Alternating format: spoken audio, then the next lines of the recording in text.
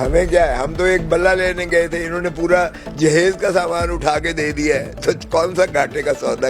ریاست کبھی ہم عدلیہ کو بنا دیتے ہیں، کبھی ہم حکومت کو بنا دیتے ہیں، اور کبھی ہم مقتدر حلقوں کو بنا دیتے ہیں ریاست۔ بھائی وہ ملازم ہیں۔ ووٹ کو عزت دو والی بات کو جب آپ اس طرح اٹھا کے ردی کی ٹوکری میں پھینکتے ہیں تو پھر اس کا نتیجہ ایک بدنما ہوتا ہے۔ پاکستان تحریک انصاف کی یہی پالیسی ہے کہ ہم جو ہے کوئی لولی لنگڑی کولیشن کا حصہ نہیں بنیں گے۔ میں اس وقت موجود ہوں لاہور میں سردار لطیف کھوسہ کے گھر پر۔ سردار لطیف کھوسہ سینئر وائس پریزیڈنٹ ہیں پاکستان تحریک انصاف کے اور عمران خان کے وکیل بھی ہیں۔ وہ اس حلقے سے خواجہ سعد رفیق کے خلاف الیکشن بھی لڑ رہے ہیں۔ کھوسہ صاحب، DW کو وقت دینے کا بہت شکریہ۔ Thank you. کھوسہ صاحب، مجھے یہ بتائیے گا کہ انتخابی عمل کیسا چل رہا ہے؟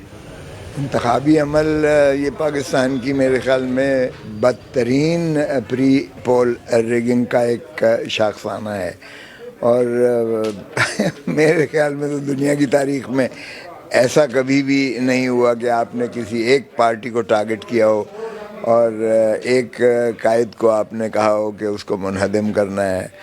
آپ کو انتخابی عمل کی شفافیت پر ہی آپ کو خدشات ہیں، تو کیا آپ اس کے بعد آنے والا نتیجہ قبول کر لیں گے؟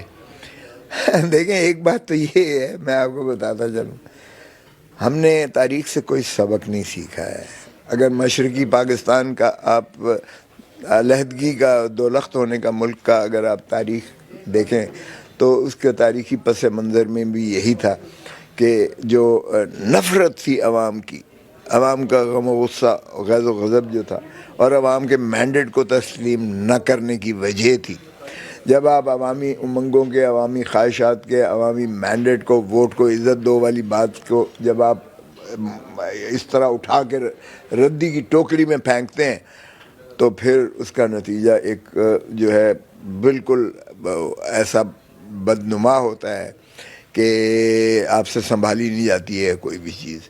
تو اس لیے عوام ہی اس ملک کے ملکیت کا حق رکھتے ہیں اور ان کو ملکیت سے محروم کیا گیا ہے، اور ہم ریاست کبھی ہم عدلیہ کو بنا دیتے ہیں، کبھی ہم حکومت کو بنا دیتے ہیں، اور کبھی ہم مقتدر حلقوں کو بنا دیتے ہیں ریاست۔ بھائی وہ ملازم ہیں، وہ پاکستان کے عوام کے ٹیکسوں سے ان کو تنخواہ ملتی ہے، ان کو مراعات ملتے ہیں، ان کی ساری گاڑیاں واڑیاں یہ وہ پاکستان کے عوام اس کے جو ہے وہ کے امپلائیز ہیں۔ وہ تو پھر امپلائی کیسے وہ مالک بن سکتا ہے؟ ایک یہاں پہ میں کوشچن کرنا چاہوں گا کہ کیا PTI اس صورتحال میں بھی کچھ سرپرائز دے سکتی ہے؟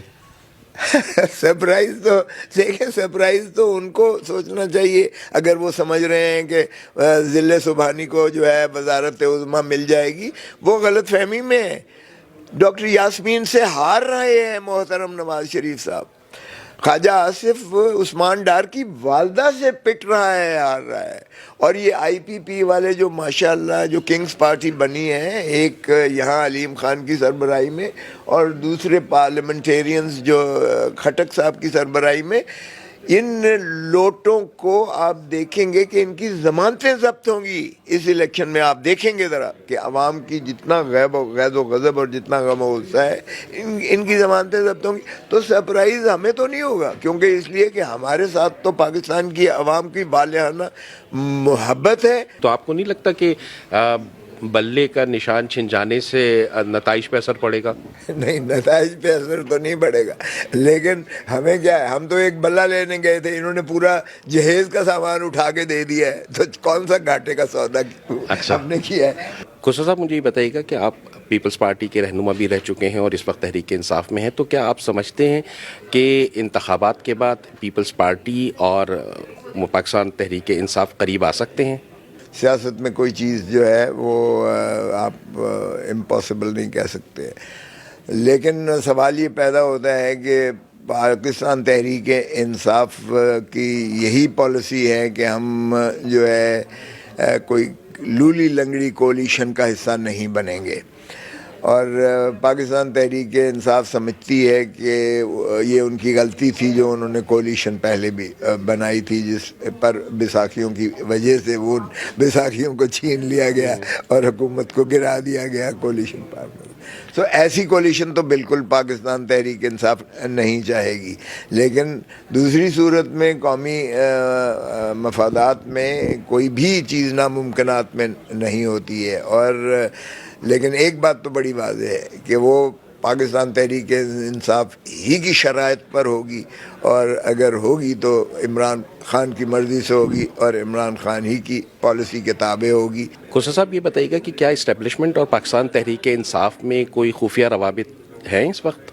نہیں، عمران خان کے ساتھ جو میری سنگت رہی ہے، اور ریسنٹلی مجھے الیکشنز کی وجہ سے انہوں نے کہا کہ آپ الیکشن لڑیں، اور وہاں تک تو انہوں نے بالکل امفیٹکلی کہا ہے نہ میں ڈیل کروں گا، دو ٹوک، نہ میں ڈیل کروں گا، نہ میں ان چور ڈاکوؤں اور لٹیروں کی طرح ملک چھوڑ کر کہیں پناہ لوں گا۔